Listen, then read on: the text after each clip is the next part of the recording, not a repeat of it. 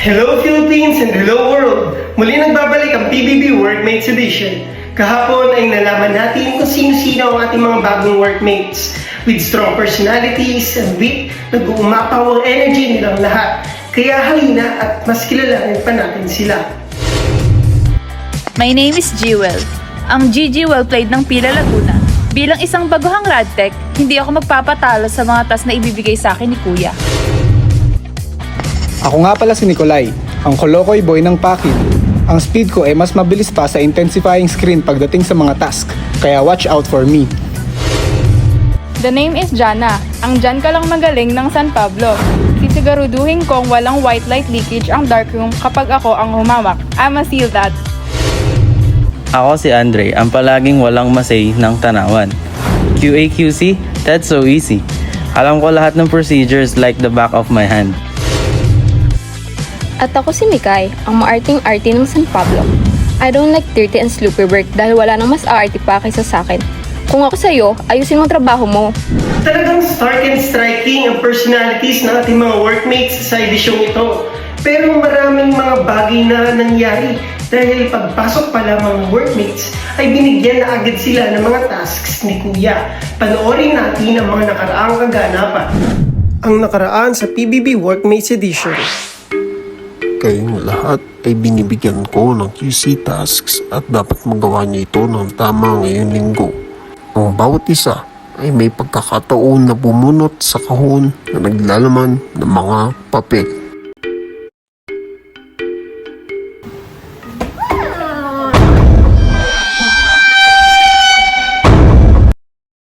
Agad namang ginawa ni Andre ang task na nabunot niya. Pagkalipas ng ilang minuto, humingi siya ng tulong kay Nikolai. Bro, patulungan mo na ako dito. Sige bro, teka lang.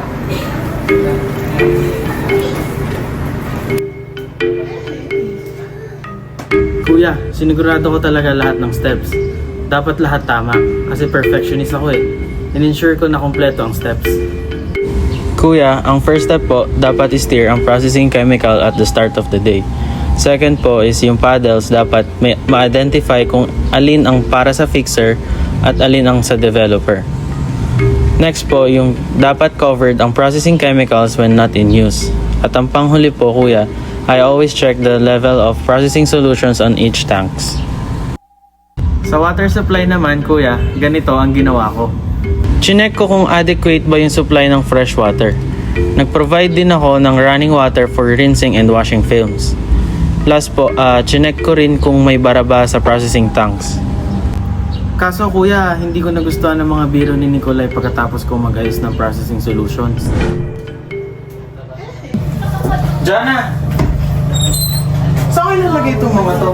May mono-argento diethylsulfuric acid oxidone. May separate lagayan tayo dyan, doon mo na lang ilagay. Sa tumbler mo ilagay. Medyo na-disrespect lang ako ni Nikolai kuya sa part na yun. Pinakita niya na sa akin na kinakaya-kaya niya ako eh. Eh wala naman po sa manual ng QA/QC na ilagay ang fixer sa tumbler kuya, di ba? Yung joke na yun kuya, sinabi niya yun nung nakatalikod ako. So for me, it's bullying. Medyo umiinit ang tensyon sa pagitan ni Andre at Nikolai. Bakit nga ba sa tumbler ilalagay ang fixer? Medyo kulokoy ka dun, Nikolai, ha? Sa kabilang banda naman, panoorin natin kung paano ginawa nila Jana at Jewel ang paglilinis ng mga hangers sa darkroom. Kuya, dahil sa akin naka-assign ang cleaning ng film hangers, minake sure ko po talaga na nakahanda yung mga kailangan kong equipment gaya ng film hangers at dahil wala po kaming hand brush, sponge po yung ginamit ko. Your timer starts now. Talagang todo kudkod ako kuya ng mga hangers, dapat clean talaga sila. Alam mo kuya, todo bigay talaga ako kuya sa paglilinis, parang buhay ko ang nakataya. Tapos nirinse ko siya at pinatuyo ng maayos. Then I made sure to check for any damage to clips, reshape distorted parts or broken corners. Tapos ninote ko rin po yung mga damaged hangers at kung ilan. Okay, Jana, time's up. Pagkalipas na ilang minuto, tinulungan ni Jewel si Jana sa pagpapatuyo ng hangers. Jana, tulungan na kita magpatuyo ng hangers sa labas. Sige, Jewel, let's go. Bakla, ang hirap. Yan. Tama yun.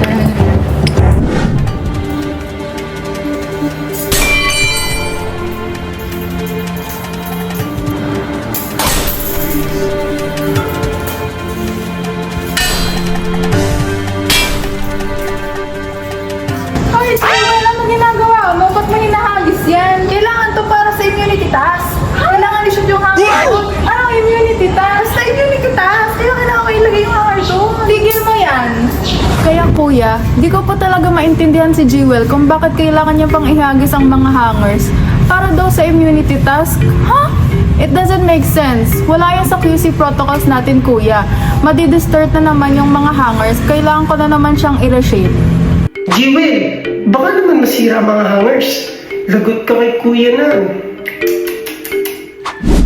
Samantala, abala naman si Nikolay sa paglilinis ng radiographic illuminator. Kuya, 10 minutes lang po kasi yung allotted time para gawin lahat yun. Para linisin yung radiographic illuminator, naging mapanigurado lang po ako para sundin lahat ng steps. In-unplug ko po yung viewer, tapos I cleaned the front view with damp sponge. I dried the viewer completely with clean soft cloth. I made sure that the fluorescent tubes are operating correctly and provide an even overall illumination. Tapos kuya, dapat the inside of the film viewer box and the glass front should be cleaned by an electrician or any authorized person every 6 months. Medyo nagmadali nga po ako eh. Naggawa ni Nikolay ang task nang biglang Pasensya na kuya, hindi ko naman po sinasadyang masira yung view box. Pagkasabit ko, okay naman po siya. E bigla po siyang bumagsak. Dahil dyan, Nikolay, ay papatawad kita ng automatic nomination. Kailangan mong harapin ang mga violations mo dahil sa pagkakamali na nagawa mo sa aking bahay.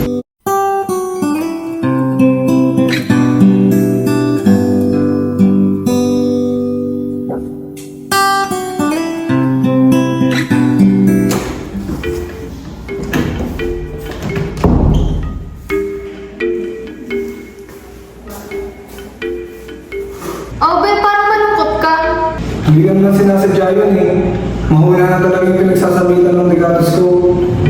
Oo, be, hindi mo lang kasalanan na marupok yung view box. Oo, be, panahon pa yun ng dinosaur, mas matanda pa yung kay Lim. pagkatapos ng ilang minuto, pumasok ang 3 housemates sa loob ng confession room. Kung lalabas po siya, sama kaming lahat. Ba't naman ganun, Big Brother? Hindi po siya makatarungan para sa akin. Sumusunod po kami sa utos niya, pero pag alam namin baluktot, hindi po kami papayag. Kuya, hindi makatarungan yun. Hindi makatarungan na automatically nominated si Nikolay nang dahil sa view box. Hindi dapat ganun, Big Brother. Ginawa naman po niya ng tama ang task niya. Kung alam po namin na tiwali ang desisyon nyo, hindi po kami papayag, Big Brother, na sumunod. Kung lalabas si Nikolay, kuya, lalabas din kami. Oo, kuya, lalabas din kami. Mukhang umiinit ang tensyon ng mga housemates nang dahil sa nasirang negatoscope. Pero sa kabilang banda, nagkaroon naman ng mainit na alitan sina Jewel at Micaela. Makalipas ang ilang saglit, ano nga ba nangyari kay Jewel at Mikay habang nagtetest ng speed of film? Kuya, dahil may mga doubts and questions po kami sa equality ng radiographic speed ng cassette at screen po, ginawa po namin yung test for assessing the speed of film and yung film screen combination po. Kuya, hinanda po namin ng 4 na cassettes na same size po, tapos an exposed film at densitometer po. Tinulungan ko po si Mikay sa task niya, kuya. Nilagay ko po yung 4 na cassette sa patient table with the corners touching. One of the 4 cassettes should be standard cassette at minake sure po namin na lahat ay loaded from the same film box. Tsaka po, we centered the X-ray tube perpendicular to the intersection of the 4 cassettes and then nag-expose kami to produce a density between 0.8 to 1.5 po. Kuya, in-evaluate po namin ng films at dapat pare-pareho silang density at dapat plus or minus 0.20 ang density. Variation if a densitometer is used. Pero kuya, di ko po kasi nagustuhan yung attitude ni Jewel kanina habang ginagawa namin yung task. From our lunch, The way you reacted, kung nandun ako, kung ano-ano sinasabi mo kay Nel, marag ka, Marie Chris. No, yung Pinapaninignan kita talaga. Oh, see? Ikaw, Marie Chris, you yourself, ayaw mo na pinaparinggan ka, pero yun yung ginagawa mo. Marie Okay, expose ko na to ha. 0.8 to 1.5 dapat density lalabas dito. Ha? Mali ka naman, Bebe. Dapat naman dyan sila. Bea, huwag ka magmarunong. Ilang taon na ako nag-QC dito sa bahay ni Kuya. Tama sila. Masulit ka. Anong sabi mo? Katulad din kaninang lunch, the way you reacted mo, ano sinasabi mo? Ngarag ka, Jewel. Kaya tayo nagkakamali dito sa QC. Pinapanigan naman talaga kita. Oh, si Jewel, you yourself, ayaw mo pinaparinggan ka, pero yun ang ginagawa mo. Listen to yourself. Kung anong ayaw mong gawin sa'yo, huwag mong gawin sa iba. Di mo nga ako nire-respeto kanina bilang co-workmate mo. Di mo nga yung ginawa, di ba? Alam mo, yung respeto, Jewel, hindi ini-impose, ina-earn yan. And your age, act your age. Samantala, pagkatapos ng alitan ni Mikay at Jewel, tumulong naman si Nikolai sa isa pang task ni Mikay. Kuya, ginawa ko po yung cleaning of cassette. Kay Migay po talaga yung task pero tumulong po ako to redeem myself. Kinailangan po namin ng X-ray film, cassette, soap, damp cloth, or soft cloth. First, I labeled the cassette. Then I cleaned the cassette with the soap and a damp cloth. Then wipe it again with a clean cloth for it to dry. Then it is ready for leakage test. Kuya, medyo pinangunahan ako ni Nikolai sa cleaning of cassette, pero inako ko na yung testing for leakage. I loaded the cassette with an exposed film. Then I left the cassette in a well-lit place with the cassette facing up for half an hour. And then I processed the film. Then I checked the film fogging around the edges, and edge fog of 0.5 cm around the film can be disregarded, but the cassette must be watched closely to prevent further damage. And kapag significant yung fogging, it must be repaired. Pag di na maayos, it must be replaced. Pero kung may delay po sa repair or replacement of cassette, pwede naman yun i-keep unloaded until just before each use. Kaso lang kuya, may nangyari po kasing gulo kanina. Ay naku, Diyos ko, hindi talaga ng ulo ko kanina. Ayun na, 1 minute na lang pala, pwede na pala i-process yung film.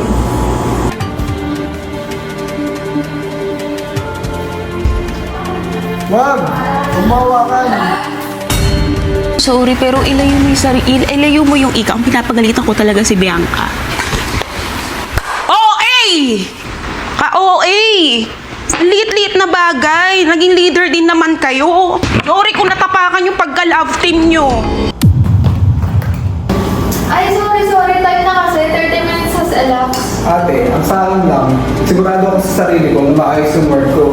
Tinulungan na nga kita, di ba? Ang sa akin lang, huwag mo muna kunin yung kaset na wala pa sa oras.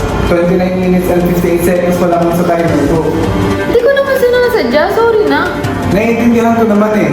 Sana maintindihan mo rin kung ano magiging tingin ni Kuya at mga iba pang housemates kapag pumalpak pa tong test na to. I want it to be perfect. Nikolay, nalaglag ko kasi, ginulat mo ako. Ilayo mo yung ikaw. Hindi ko nga sinasadya eh.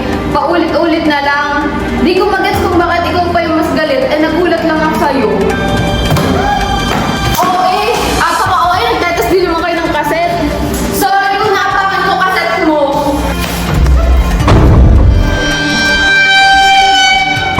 At iyan ang mga kaganapan sa bahay ni Kuya sa task nila ngayong linggo. Ngayon, alamin naman natin kung sino-sino sa ating mga housemates ang mga nominado. Kuya, 1 point po kay Jewel kasi hindi siya nasama sa film analysis kasi lagi po siyang nag-isolate. 3 points po kay Mikay kasi di maayos paglilinis niya ng kaset kahit ilang taon na po siya dito sa ospital. 1 point po kay Andre, kasi tamad siya at hindi siya naglilinis palagi ng dark room, tuwing may task lang. Tapos 3 points naman po kay Jewel, kasi close-minded siya during QA/QC committee meeting. Medyo na-disrespect niya po yung mga leaders noon. 1 point po kay Nikolai kasi nilagay niya yung coin sa unsensitized part. Eh dapat po sa sensitized part ng film yon.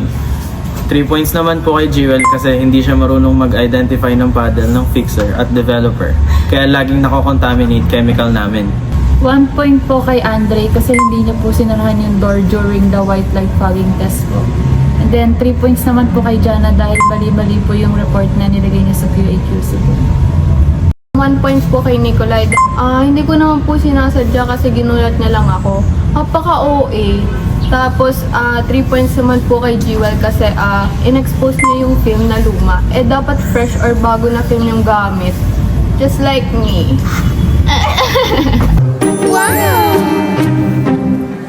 Nakaboto na nga agad-agad ang taong bayan. Sobrang bilis. Ito ang kasalukuyang resulta ng botohan. This program is brought to you by Kodak Rotten 6B. Hindi ortho, hindi pantro, kundi monochromatic. Bili na! Panlinis ba ng kaset ang hanap mo? Gumamit ng Joy! Kayang maglinis up to 100 cassettes. Huwag mainis, dito madaling mapanis. Fixer and Developer Solution by Fiji. Hanap mo ba ay ivory or light gray na pintura sa darkroom? Choose Boysen, the #1 paint. At malalaman na natin kung sino-sino sa ating mga nominado ang aalis na sa bahay ni Kuya. Ito ay malalaman natin sa pagbabalik ng PBB Workmates Edition.